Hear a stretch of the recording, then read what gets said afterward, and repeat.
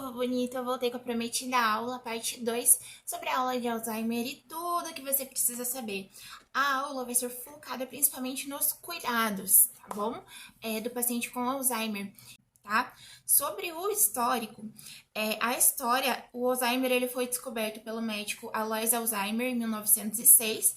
Ele foi o primeiro a descrever a doença, a observar os sinais. Ele estudou uma paciente que estava desenvolvendo a doença e ele estudou ela ao longo dos anos e ele identificou características e sinais de distúrbio.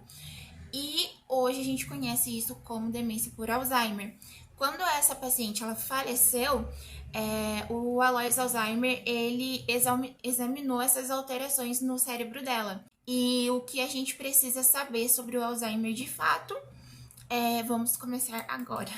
Tá? O Alzheimer ela é uma doença que ela é comum em pessoas idosas, ela acontece de forma progressiva e causa declínio que influencia no planejamento e execução de tarefas. Ou seja, essa doença ela vai se desenvolvendo, ela pode ser mais lenta ou ela pode ser mais rápida, dependendo da pessoa idosa, e por isso ela é progressiva. Mas ela vai tendo essa neurodegeneração, tá? Ela vai degenerando os neurônios. E por ter essa neurodegeneração, o planejamento de tarefas, como por exemplo, uma vez eu fiquei com uma idosa que ela se confundia muito ali entre pegar a escova de dente, daí ela esquecia de passar a pasta, então eu ajudava ela, olha, precisa passar a pasta.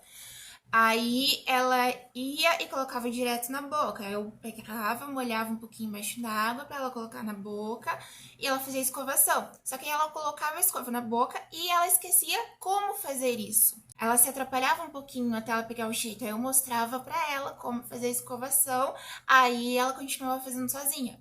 Então o planejar e o executar fica afetado ao avançar da demência por Alzheimer. Em suas fases, tá? O Alzheimer, então, ele vai interferir, vai dificultar a tomada de decisões, a compreensão de assuntos. Às vezes você vai conversar com aquela pessoa idosa, ela não vai conseguir compreender a princípio sobre o que você está falando, você vai precisar falar de uma forma mais clara, olhando nos olhos da pessoa, não gritando, mas falando num tom mais elevado, para que a pessoa possa compreender e falando de uma forma objetiva, tá? Sem confundir muito, por exemplo, se você for oferecer qual roupa essa pessoa quer usar hoje. Você quer usar a calça preta ou a calça rosa? Entende? Você vai dar essas duas opções, você não vai confundir essa pessoa com muitas opções. Então, quando você conversa com uma pessoa que está desenvolvendo o Alzheimer, você faz isso de uma forma clara, de uma forma objetiva, num tom de voz que essa pessoa possa te ouvir, olhando nos olhos para facilitar a comunicação, tá? Confundindo ela o menos possível. Nas fases mais avançadas, a pessoa pode desenvolver também agressividade, melancolia. Teve uma paciente que ela chutava muito, que ela tentava bater. Então, e não era culpa dela, não era culpa minha, é porque ela estava desenvolvendo, realmente ela já estava na fase mais avançada da doença por Alzheimer, da demência por Alzheimer. E isso mexe com a personalidade da pessoa, isso vai mudando a personalidade do paciente, tá? Na casa de repouso onde eu trabalhei, onde eu de fato aprendi a trabalhar com idosos, tinha uma paciente que ela chorava bastante. Ela pedia às vezes para você sentar, fazer companhia para ela, porque ela se sentia muito triste. E às vezes ela começava a chorar. E então ele mexe com os pacientes de formas diferentes, tá? Até mesmo alucinações pode ser causado.